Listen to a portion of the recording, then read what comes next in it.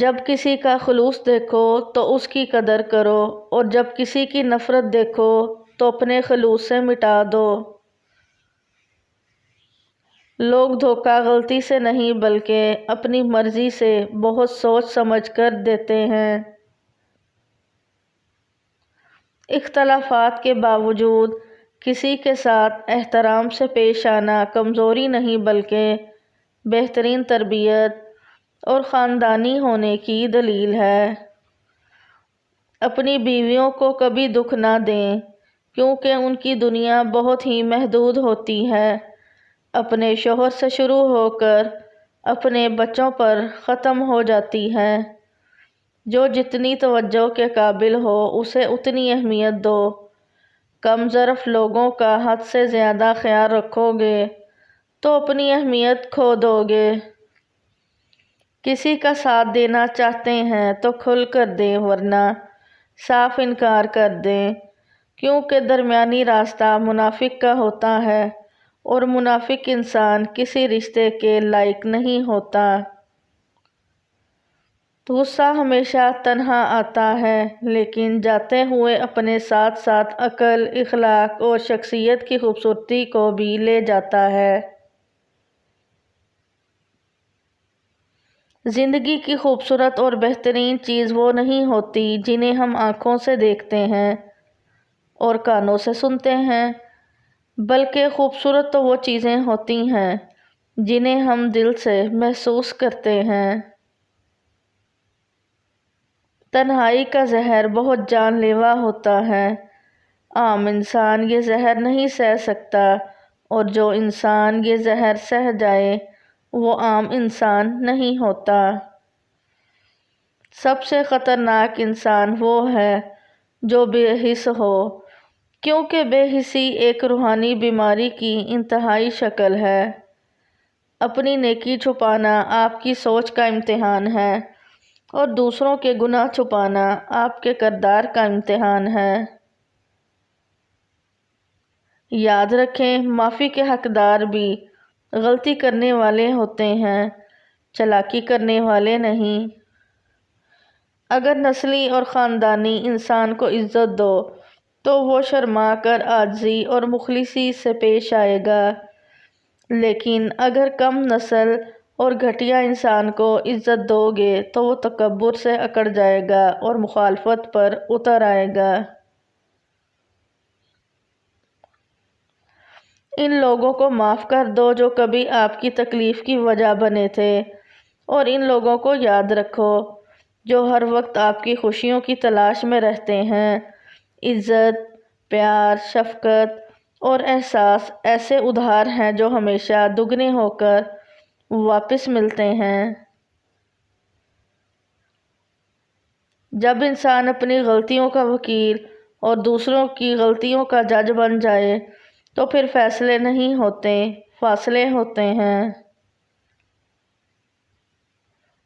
ایسی غربت پر صبر کرنا جس میں عزت محفوظ ہو اس امیری سے بہتر ہے جس میں ذلت اور رسوائی ہو۔ لوگ ہمیشہ اس انسان کی عزت کرتے ہیں جو غلطی کرنے کے بعد معافی مانگنے کی طاقت رکھتا ہو۔ جس طرح شبنم کے قطرے مرجھائے ہوئے پھول کو تازگی بخشتے ہیں، اسی طرح اچھے الفاظ مایوس دلوں کو روشنی بخشتے ہیں۔ اگر کسی محفل میں اپنا مقام بنانا چاہتے ہو تو اپنی آواز میں نرمی پیدا کرو۔ اپنے بارے میں سچا فیصلہ سننے کے لیے بہت ہمت کی ضرورت ہوتی ہے۔ جس انسان میں سچ سننے کی طاقت نہ ہو اس انسان سے گفتگو کرنے سے گریز کرنا چاہیے۔ غصے کی موجودگی میں کسی کو معاف کر دینا عظیم لوگوں کی نشانی ہے۔ جہاں عزت نفس کا سودا ہوتا ہے وہاں انسان کی قیمت کم ہو جاتی ہے۔ جب بھوک اپنے عروج پر ہو تو اصولوں کی بقا خطرے میں پڑ جاتی ہے۔ ضروری نہیں کہ ہمارا ہر فیصلہ ہماری مرضی کے مطابق ہو، کچھ فیصلے وقت کے اختیار میں ہوتے ہیں۔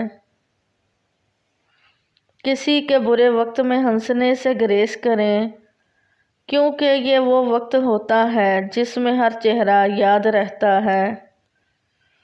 انسان بڑا سخت جان واقعہ ہوا ہے، جس بات کا تصور بھی برداشت نہیں کر سکتا۔ جب وہ حقیقت بن کر ٹوٹتی ہے تو چپ چاپ برداشت کر لیتا ہے۔ جب دلیل غلط ثابت ہو جائے تو پھر غصہ خود بخود ہی اس کی جگہ لے لیتا ہے۔ جہاں انصاف کے دروازے بند ہو جائیں، وہاں جرم کے دروازے کھلنے لگتے ہیں۔ سب سے بہتر سبق وہ ہوتا ہے جو ہم خود چوٹ کھا کر حاصل کرتے ہیں۔ خوشی اور غم میں اپنی ان 5 چیزوں پر قابو رکھیں۔ خوشی میں زیادہ بولنا اور غم میں منفی باتیں کرنا دونوں ہی نقصان دہ ہو سکتے ہیں، لہٰذا اپنی زبان پر قابو رکھیں اور سوچ سمجھ کر بولیں۔ غم یا خوشی کے جذبات میں اکثر انسان غصے کا شکار ہو جاتا ہے۔ ہمیشہ یاد رکھیں، غصے کو قابو میں رکھنا آپ کی عقل مندی کی علامت ہے۔ جذبات میں بہک کر غلط فیصلے کرنے کی بجائے اپنی سوچ کو مثبت رکھیں۔ خوشی اور غم میں متوازن سوچ اختیار کریں۔ خوشی اور غم کے وقت کیے گئے فیصلے اکثر جذباتی ہوتے ہیں، اس لیے کوئی بھی اہم فیصلہ لینے سے پہلے خود کو پرسکون رکھیں۔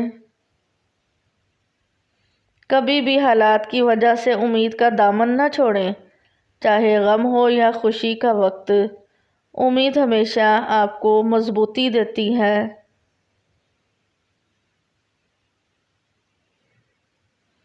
زیادہ مذاق کرنے سے انسان کی عزت چلی جاتی ہے اور لوگوں سے دشمنی پیدا ہو جاتی ہے۔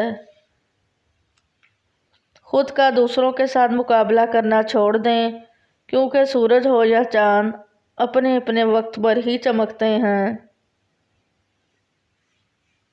اپنے بچوں کے لیے اعلیٰ مثال قائم کریں، ان کو دینے کی عادت ڈالیں، مانگنے اور چھیننے کی نہیں۔